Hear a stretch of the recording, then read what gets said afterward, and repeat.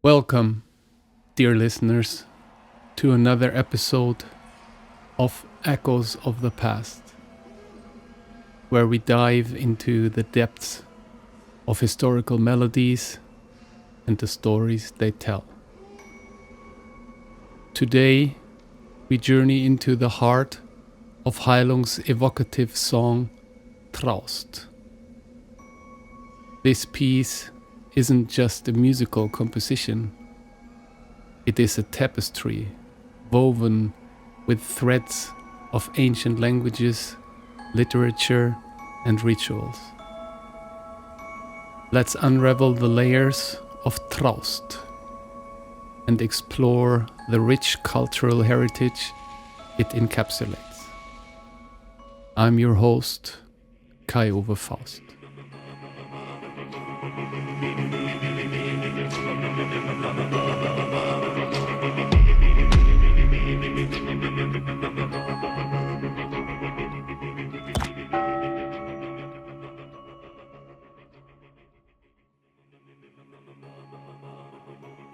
The essence of Traust.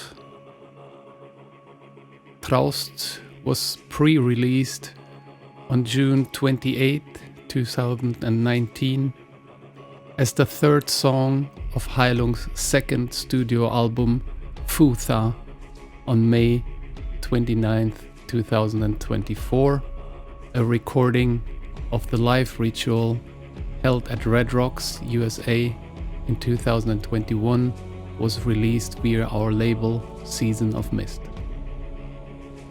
The studio version is 9 minutes and 49 seconds. The live performance lasts 9 minutes and 24 seconds.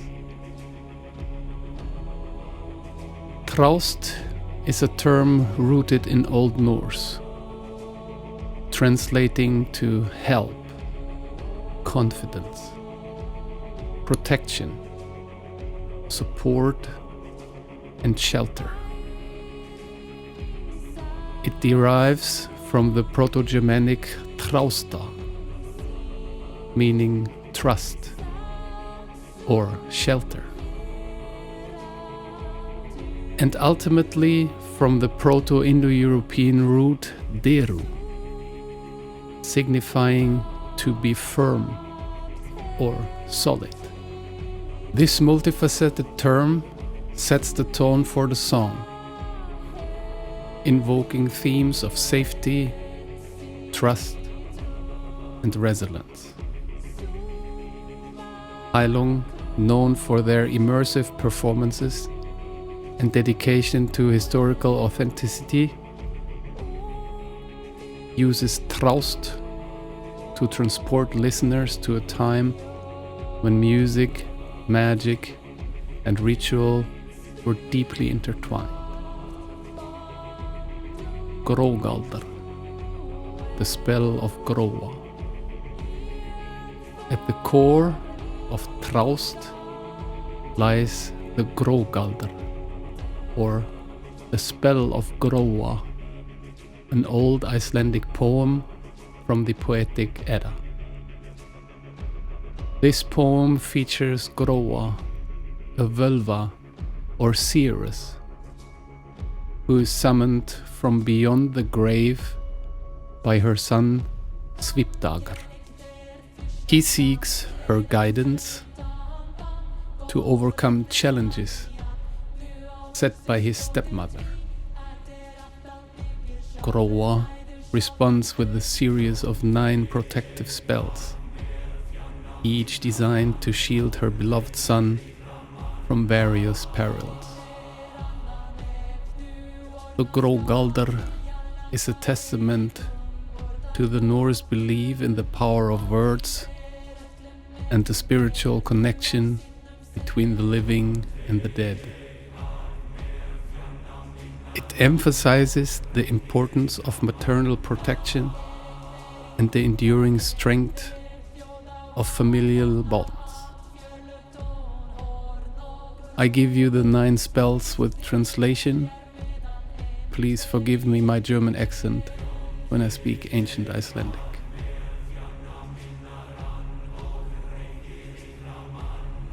Þann gelek þeir fyrstan, þann kviða fjölnitá, þann gól rindi rani, að þú of öxelskjótur, því þeir atal þykir, sjálfar læðu sjálfan þig. Then first I will chant thee, the charm of tried, that Rani taught to rind.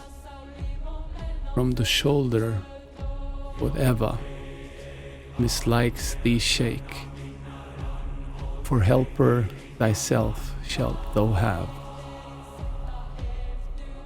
Þann gelek þeir annan, ef þú í árna skalt, vilja lás á vegum, urðar lokkur, haldi þeir megum, þú á sinnum segir. Then next I will chant thee, if needs thou must travel, and wander a purposeless way, the bolts of earth shall on every side be thy guards on the road thou goest.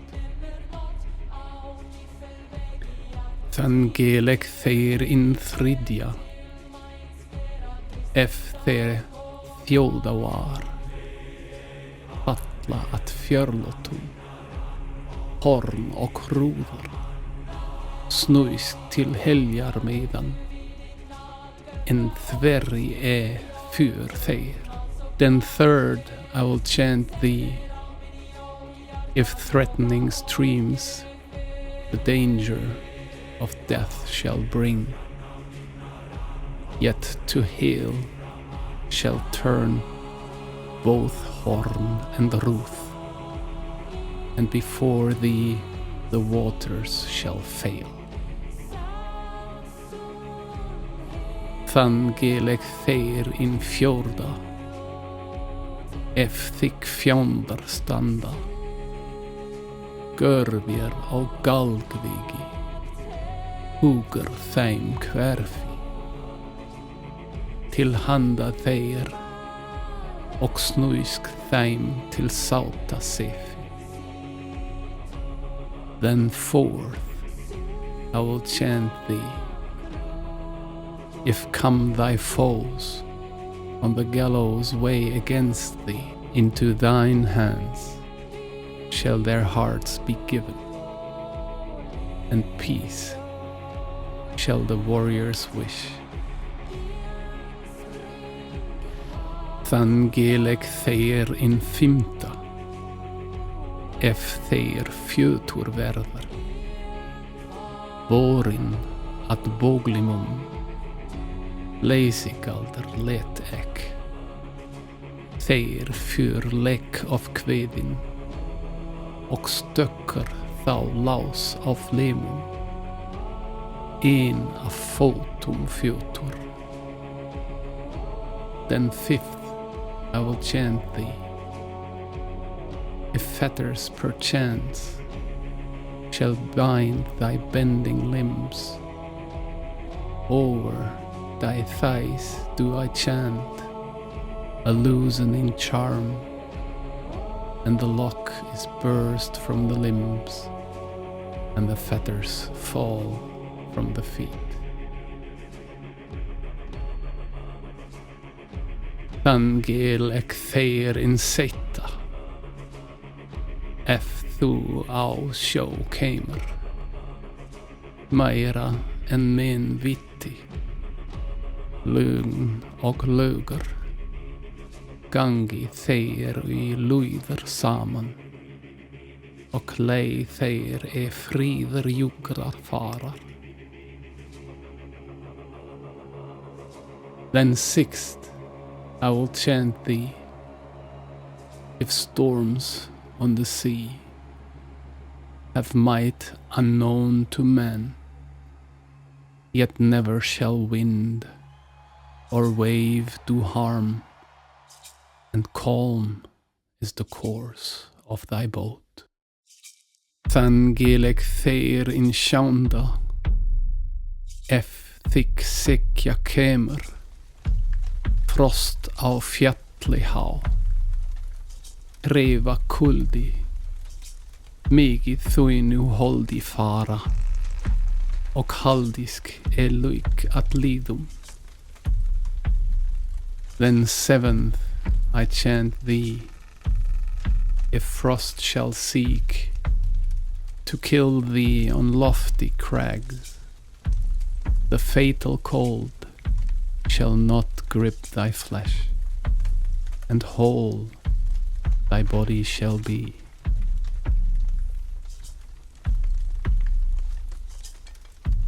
Thangelek þeir in átta,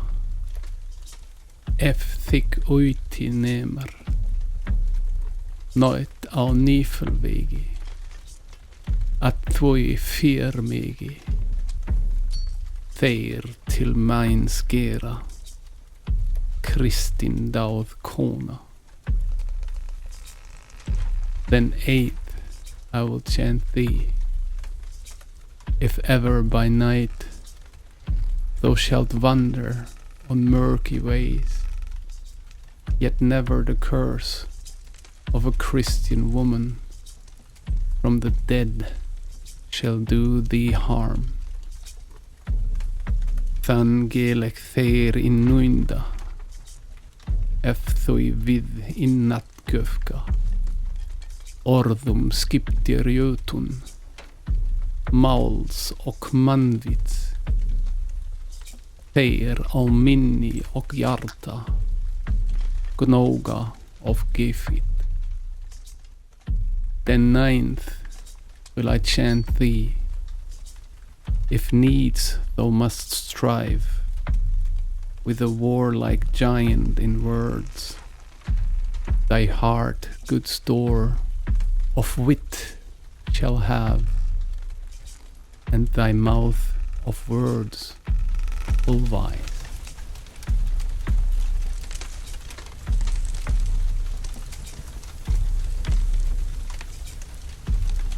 The Merseburg charms, echoes of Germanic magic. Moving from the Norse north to the Germanic heartlands, we encounter the Merseburg charms. Two medieval spells written in Old High German. Discovered in the 10th century, these charms are unique remnants of pre-Christian Germanic paganism. The first charm speaks of the Edisi, female deities who free warriors from their bonds, allowing them to return to battle. The second charm tells of Wodan healing Baldr's injured horse by chanting a spell that reattaches bone to bone, blood to blood, limb to limb. These charms highlight the significance of unbinding and healing in ancient rituals, themes that resonate deeply within Traust. The charm Heilung uses in Traust reads Iris Satsun Idisi Satsun Hera Duodr Suma Hapt Heptidun Suma Heri Letsidun Suma Klubodun Umbi Kuonioidi Inspring Haptbandun Infar Vigandun. Once the Edisi sat here and there, some bound fetters, some hindered the army, some loosened the bonds from the brave, leap forth from the fetters, escape from the foes. This incantation invokes the Idisi, enigmatic female figures whose name suggests a connection to the Old Norse Disi, protective spirits or goddesses associated with fate and warfare. The charm narrates how these beings influence battle outcomes by binding or loosening warriors, culminating in a direct appeal to release a captive from bonds. Cultural and mythological context. The first Merseburg charm exemplifies a structure where a mythic precedent sets the stage for the desired magical outcome. This format is prevalent in various Indo-European traditions, wherein recounting a deity's past actions empowers the practitioner to replicate those effects. The theme of binding and unbinding resonates across Germanic mythology.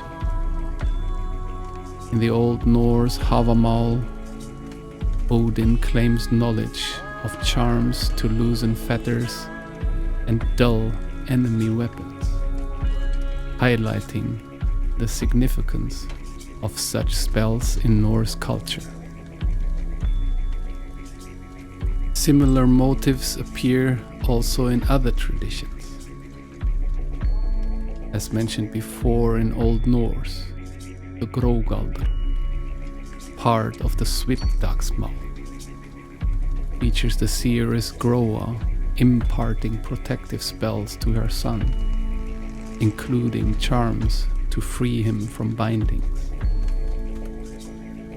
Anglo-Saxon, the charm for a swarm of bees refers to bees as Sigevif, which translates to victory women, linking them to Valkyria-like figures who influence battle outcomes. Vedic India. The Atharva Veda contains hymns for healing and unbinding, such as one that restores a dislocated limb by rejoining bone, sinew and flesh, reflecting a shared Indo-European heritage of healing incantations. The first Merseburg charm offers invaluable insight into the spiritual life of early Germanic peoples, illustrating how language and ritual intertwine to influence the physical and metaphysical realms. Its preservation within a Christian manuscript underscores the syncretic nature of cultural transition, where pagan traditions persisted alongside emerging Christian practices. Today, the charm continues to captivate scholars and enthusiasts alike, serving as a reminder of the enduring human quest to harness the power of words in shaping destiny. Jólablót and the Sorcerer's Creed. Traust also incorporates elements from Jólablót, originally a word to describe the Norse midwinter sacrificial festival. This ritual was a time of offerings to deities, seeking protection and prosperity during the harsh winter months. An intriguing aspect of Traust is its reference to a line found in a handwritten manuscript which is called Jólablót, predating Sorcerer's Creed, a revised reprint of this Icelandic grimoire compiled in the early 20th century. In the Sorcerer's Creed, the following spell is excluded. Luckily, I own a copy of the handwritten Jólablót, where the spell is written alongside the Ægishjálmr symbol. The line reads: Fjón tve egg af mer fjanda minna, rann og reithi rikra manna, which translates to, I wash off the hatred of my enemies and the theft and anger of rich men. This phrase embodies the act of unbinding oneself from negative influences, a central theme in many ancient rituals. Unbinding spells across cultures. The concept of unbinding, releasing oneself from curses, ailments, or negative energies, is a recurring motive in various cultures. In Norse traditions, unbinding spells were used to protect warriors, heal the sick, and remove curses. The act of loosening was symbolic of freeing the individual from physical or spiritual constraints. This theme of loosening, of unbinding, stretches across the ancient world. In old Slavic rituals, untying knots was used to aid childbirth and exorcise disease. In Siberian shamanism, physical knots in rope were tied to hold a curse and undone to release healing. Even Tibetan rituals use symbolic thread crossings or wind cords to bind or unbind forces. In all these traditions, to unbind is to release, not just the body, but also fate. Similarly, in East Asian cultures, practices like Gong Tao in Chinese folklore involved rituals to remove malevolent influences. In Japanese traditions, fox spirits or kitsune were believed to possess individuals, and specific rites were performed to exorcise these entities. These cross-cultural practices underscore a universal human desire to seek protection and liberation from unseen forces. Heilung's rendition of Traust is more than a song, it is a ritual. Our performances are immersive experiences, blending music, chant, and theatrical elements to recreate ancient ceremonies in a contemporary frame.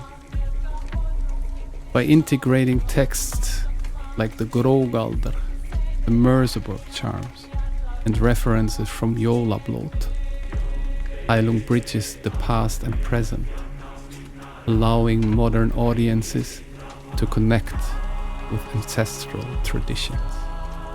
Traust serves as a powerful reminder of the enduring nature of protective rituals and the human quest for safety and liberation. Through the lens of Heilung's artistry, we glimpse the profound connections between language, literature, and ritual across cultures and time. Sit. Breathe. We go deep now. Many ask me where the performances come from. Why the rage, the ropes, the screams, and what it all means. Some think it's just theater.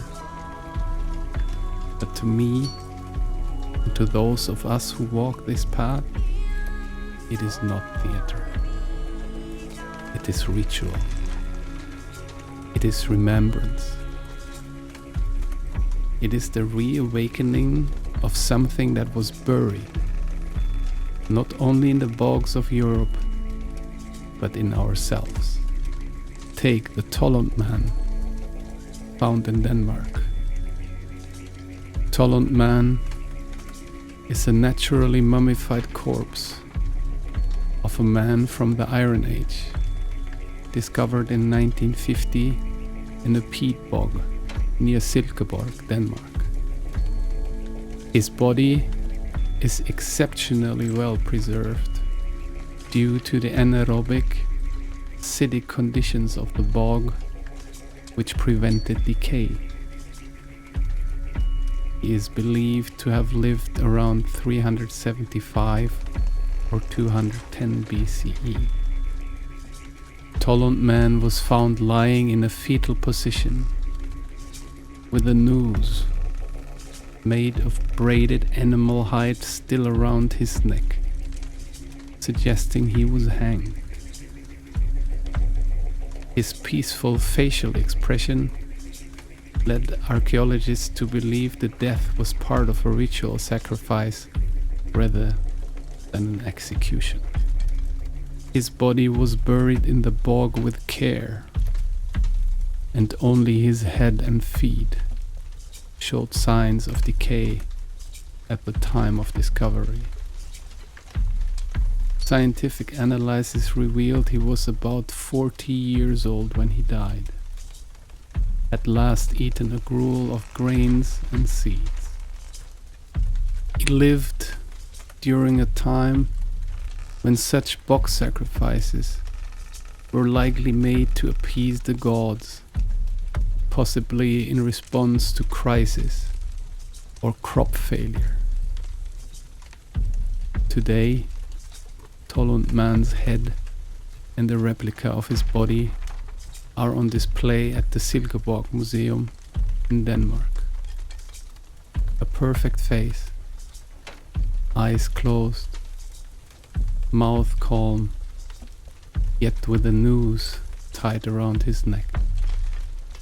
Or old Croghan man found in Ireland, arms fastened behind his back. These are not simple burials.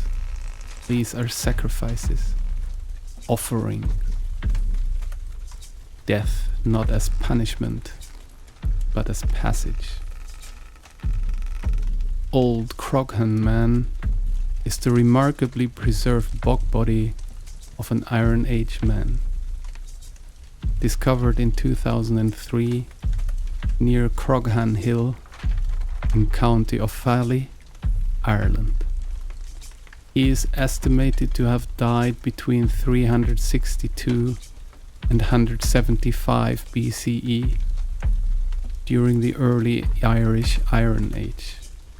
His remains were found by workers cutting peat in a bog.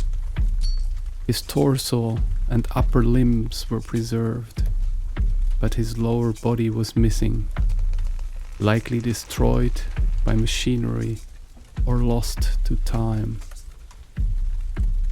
What makes old Croghan man particularly significant is the exceptional preservation of his skin and fingerprints, and the ritual clues his body offers.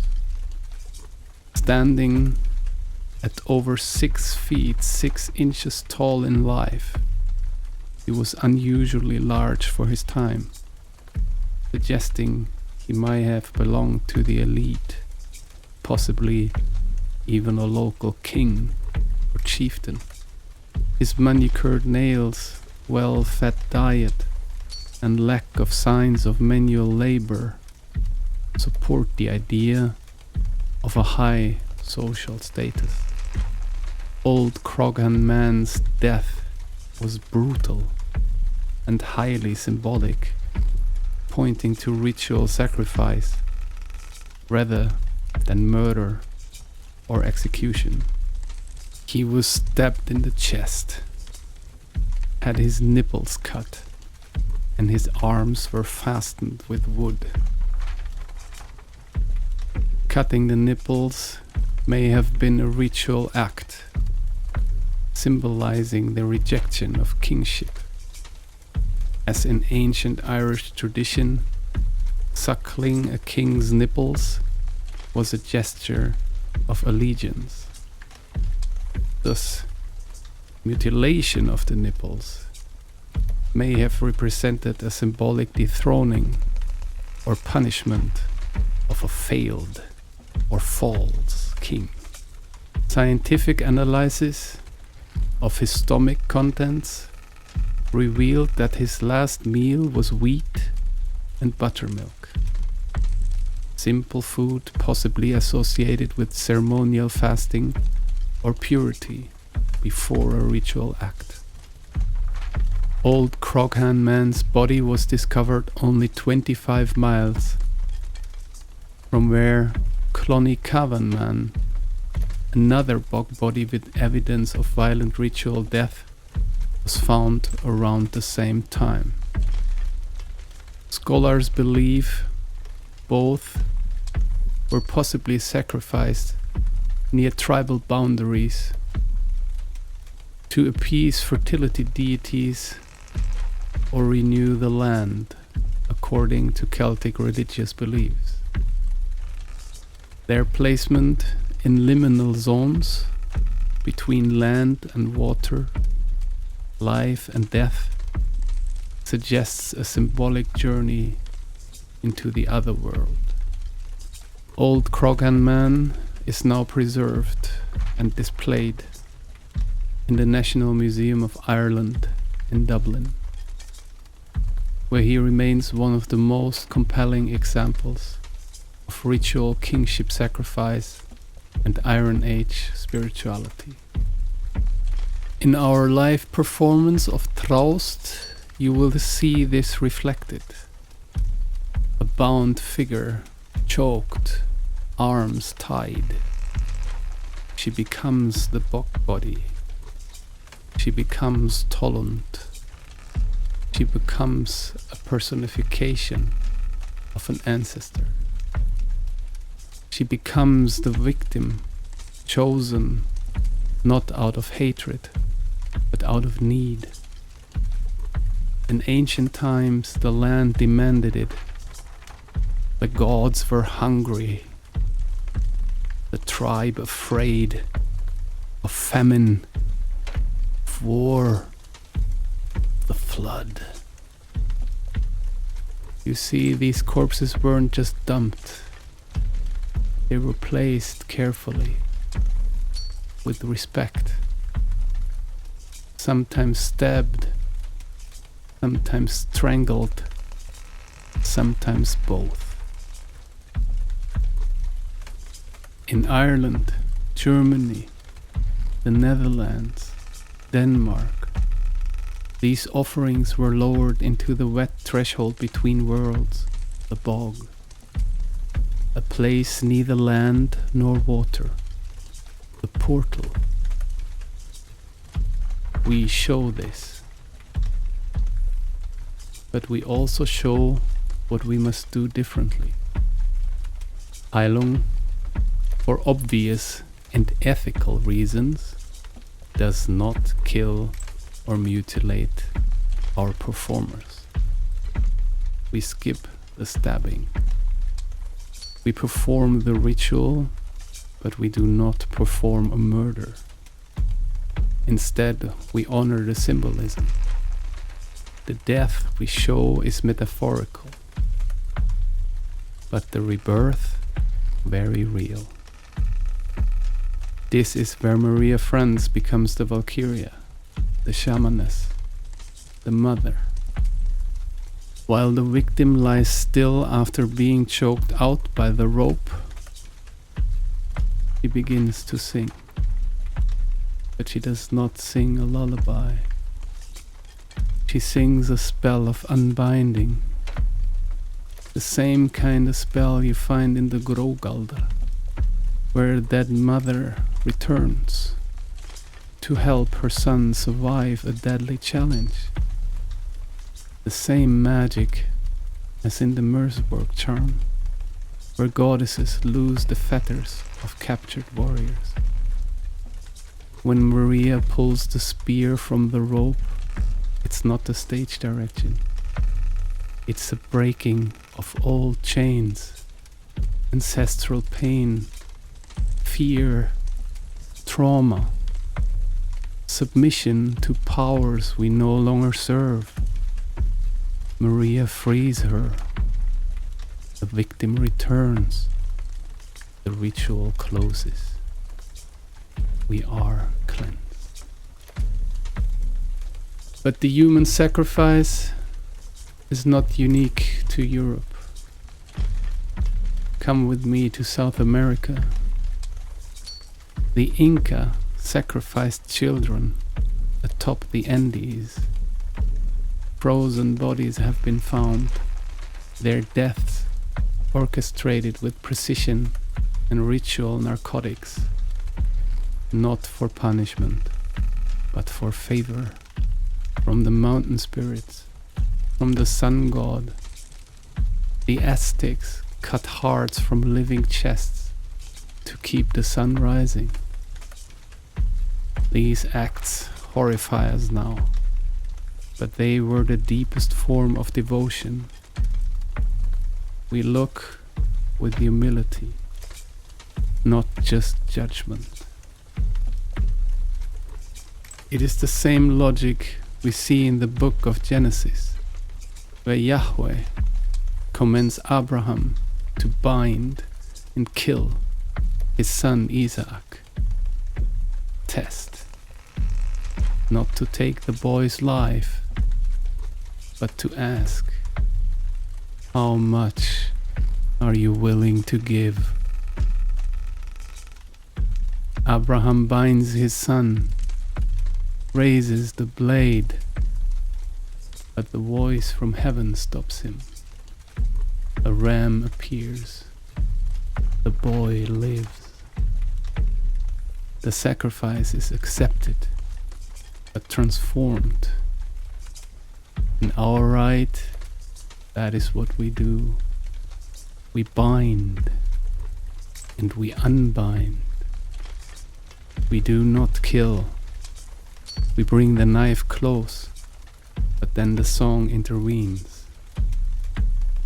The unbinding spell is sung, and the rope falls away.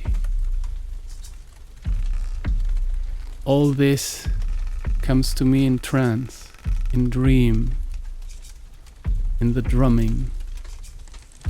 When I fast and lie on the earth, when I sink into the old mind, these images come. I do not invent them. I remember them. It is not performance. It is a ritual of return. So, when you see a half-naked woman on stage, bound and choked, know that she is not being punished. She is being offered, not to die, but to be reborn. And when Maria sings, know this: it is not just for her, it is for you. You too may be unbound.